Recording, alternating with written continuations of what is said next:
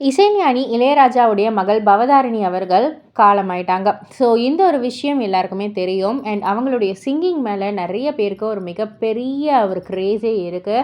அவங்களுடைய மறைவு அவங்களுடைய ரசிகர்களுக்கு ஒரு மீளா துயரத்தை தான் வந்து கொடுத்துருக்கு அப்படின்னே வந்து சொல்லலாம்.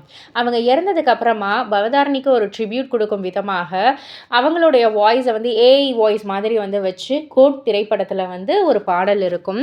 ஸோ அதை பற்றி வெங்கட் பிரபு அவர்கள் வந்து ஒரு ஈவெண்ட்டில் வந்து ஷேர் பண்ணியிருக்காரு. அதாவது ஏஐ மூலயமா வந்து ஷாகுல் ஹமீத் அப்படின்ற ஒருத்தவங்களுடைய வாய்ஸை வந்து நம்ம ரஹ்மான் சார் வந்து யூஸ் பண்ணியிருந்தார்.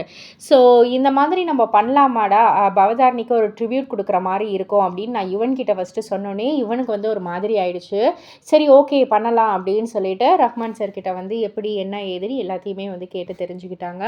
அதுக்கப்புறம் பிரியங்கான்ற ஒரு பொண்ணு தான் வந்து அந்த பாடலை வந்து பாடிச்சு. அந்த ஒரு சிங்கிங்கை வச்சு அப்படியே ஏஐ மூலயமா பவதாவுடைய வாய்ஸுக்கு நாங்கள் வந்து மாற்றினோம். ஆனால் இதில் எங்களுக்கு இன்னொரு ஒரு சர்ப்ரைஸ் என்ன அப்படின்னு வந்து கேட்டிங்கன்னா, தளபதி விஜய் வந்து என்கிட்ட அவரே வந்து சொன்னார், இந்த பாட்டை நான் பாடவா அப்படின்ற மாதிரி வந்து கேட்டார்.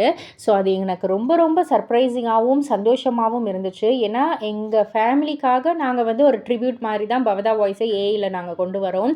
அந்த பாடலில் விஜயோடைய வாய்ஸ் இணைந்தது எங்களுக்கு ரொம்ப ரொம்ப சந்தோஷமாக இருந்தது அப்படின்ற மாதிரி வந்து சொல்லியிருந்தார்.